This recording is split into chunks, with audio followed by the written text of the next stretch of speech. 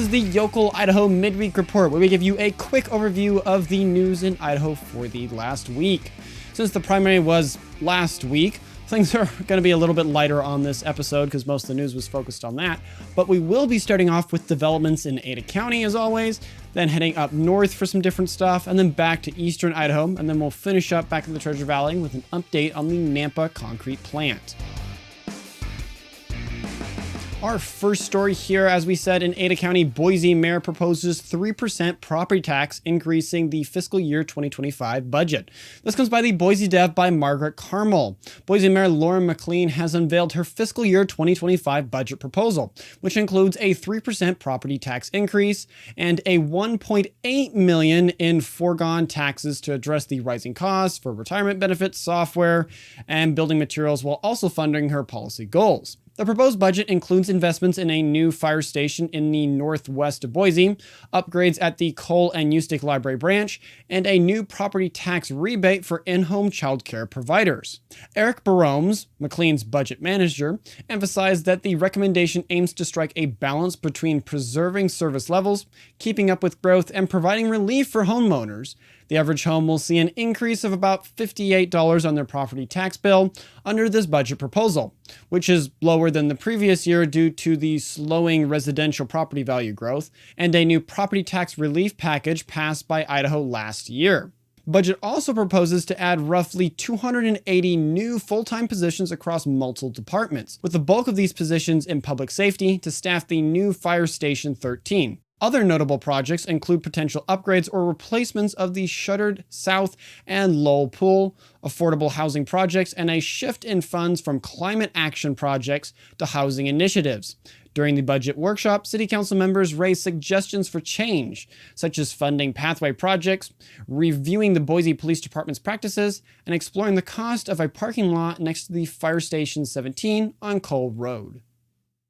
And keeping with the theme of politics over there in Ada County Commissioner rejects mixed-use development near 5 Mile and Lake Hazel. This comes by the Boise Dev by Margaret Carmel. The Ada County Commissioners have denied a proposed mixed-use development project near the intersection of 5 Mile and Lake Hazel Road, just outside the southwest of Boise. The 10-acre project proposed by the Utah-based PEG companies would have included 118 multifamily units and 20,000 square feet of commercial spaces, requiring a rezoning from commercial to high-density residential. These decisions mark the second time the commission has turned down a proposal for this empty commercial lot, which has faced strong opposition from nearby neighbors for over a year and a half.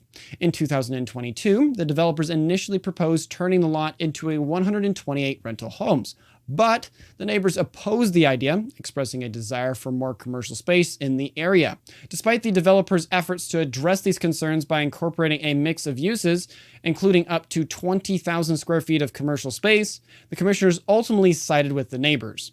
Commissioner Ryan Davidson noted that opposition to the high-density residential development was so strong that neighbors would rather see the lot remain vacant or even have an undesirable commercial project, such as self-storage, instead of the proposed mixed-use development. The intense pushback from the community, coupled with the failure of the mediation efforts between the developer and neighbors, led to the commissioners denying the project once more.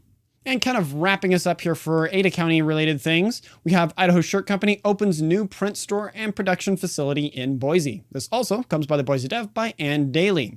The Idaho Shirts Company has just opened its doors at a new 16,000 square foot store near the intersection of Milwaukee and Emerald in Boise.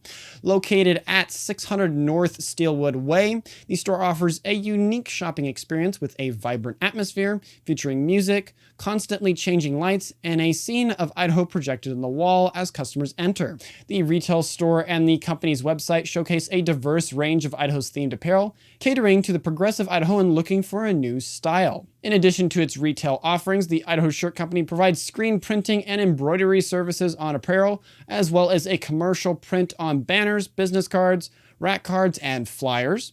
The store is equipped to handle large order sizes and also offers graphic design services to its customers. Idaho Shirt Company aims to become a go-to destination for both locals and visitors looking to showcase their love for the Gem State. The store is open Monday through Friday from 12 p.m. to 5 p.m., welcoming customers to explore its unique collection of Idaho-themed products and services. Hey, if you've enjoyed the Midweek Report thus far and that story about an Idaho company, do us a favor and hit the like button on YouTube, Rumble, or Twitter. It helps us reach more folks who love Idaho just like you. And as I said, moving a little further north, Donnelly Public Library to become adults only due to House Bill 710. This comes by KTVB7 by staff. The Donnelly Public Library has announced it will become an adults only library in response to the passing of House Bill 710. The library's director, Sherry Chaline, stated that children will only be allowed in the building if accompanied by a signing adult. The decision comes from the library's refusal to comply with a new law which currently says explicit material must either be removed from the library or be put in an adult section outside of children's reach. The library's refusal to get rid of the material and its smaller size of 124 square feet, roughly 1/10 of the average library size in the state, is the main cause that they are unable to make a separate section and a labeled adults only. The library will continue to offer its after-school program and summer learning. Students participating in these programs can sign a waiver allowing librarians to curate learning material for them. The Donnelly Public Library is encouraging the public to donate to its building fund, a multi-year effort to expand the building. Without the expansion or the library backing down on their policy, the library will remain an adults-only facility, a decision that the library officials describe as, quote, painful and not what we had hoped for at all. And speaking of things also meant for safety, ITD installs tire anomaly classification system at ports of entry to enhance highway safety. This comes by the Bonners Ferries Herald by staff. The Idaho Transportation Department, or ITD if you've been here in Idaho for a bit, is taking proactive measures to improve the highway safety by installing the Tire Anomaly Classification System, or TAC, at ports of entry across the state. These systems are designed to inspect semi-truck tires for irregularities and damage, which can be dangerous or even fatal if the tire blows out on the highway at high speeds. The TAC systems are positioned along the road at ports of entry, where commercial vehicles are inspected and their safe operation in Idaho roadways is supervised. Since the installation of Idaho's first TAC system at the DeClos port of entry in February of 2023, over 1,100 tire anomalies have been detected. The port staff can use the data provided by the TA system to alert truck drivers of underinflated or damaged tires before they pose a safety risk. Craig Roberts, ITD Commercial Vehicle Service Manager, emphasized the importance of this proactive measure, stating that the driving public is much safer when commercial vehicles with tire issues are stopped to correct blowouts, flats, or missing tires.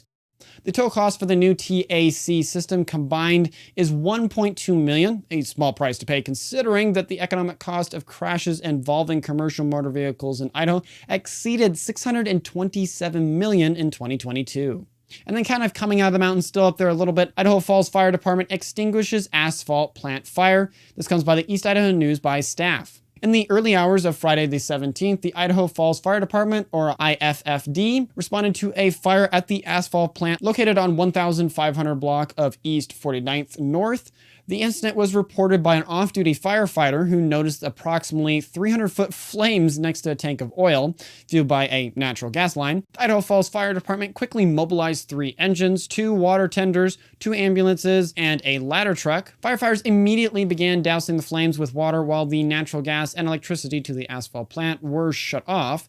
Though the flames were extinguished, crews remained on the site to continue cooling the tanks and equipment, reducing the heat and preventing any further damage. Fortunately, no injuries were reported among civilians or firefighters, and it appears that no oil is leaking from the tanks.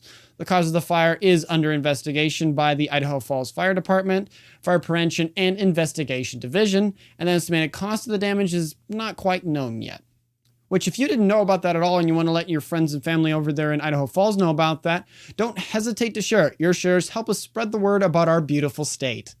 Which, if you want to try to get away from humanity after all the stuff we've talked about, I totally understand. And if you're in Eastern Idaho, this will be perfect. Also, even if you're over in like the Treasure Valley area, this is something I didn't know at all. Enchanting Camas Lilies of Idaho's Camas Prairie. This comes by the Boise Dev by Ann Daly. Each spring, the Camas Prairie near the small town of Fairfield in Idaho transforms into a breathtaking sea of blue and violet as countless Camas lilies bloom in unison. The sight is so striking that even Lewis, during the Lewis and Clark expedition, mistook the vibrant field of lilies for a lake, writing in June of 1906, "From the color of its blossoms at a short distance, it resembled a lake of fine clear water, so complete in its decoration that in first sight I would have sworn it was water."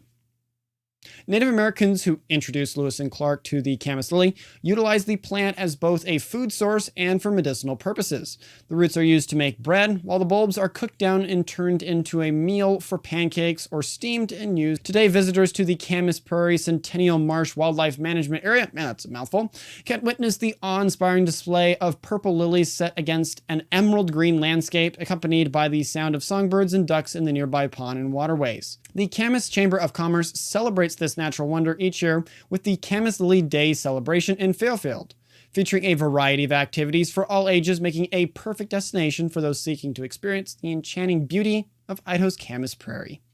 And bringing it back to the Treasure Valley here with a story that has been developing for sure, and people have been very attentive to, we'll put it that way. Nampa City Council unanimously rejects concrete batch plant near airport. This comes by the Boise Dev by Eric Banks Rusby. In the continuation of an ongoing story, the Nampa City Council has unanimously voted against granting a conditional use permit, or a CUP, for the Sunrock Corporation for the construction of a concrete batch plant near the city's airport. The decision, after hours of public testimony and deliberation during a meeting on Monday, May 13th. This marks the end, for now, of a multi-year process in which Sunrock Corporation sought to build the plant at 39 North Picard Lane in Nampa.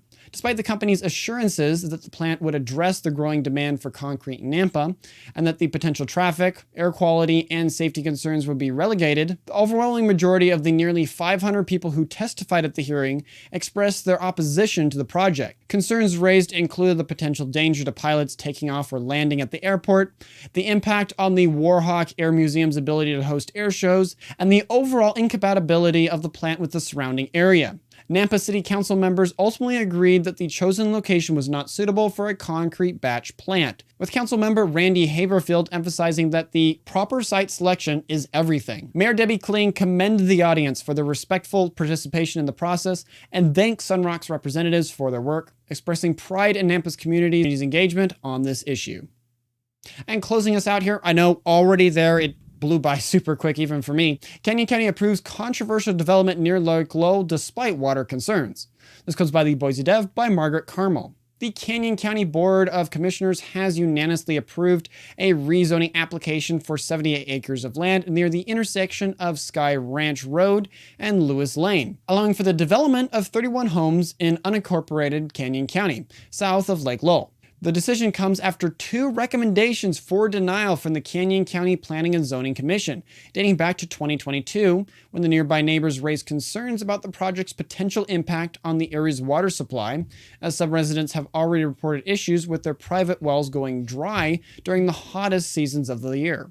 To address these concerns, developer Darren Goldberg modified the project designed to use a community well system instead of individual wells for each home.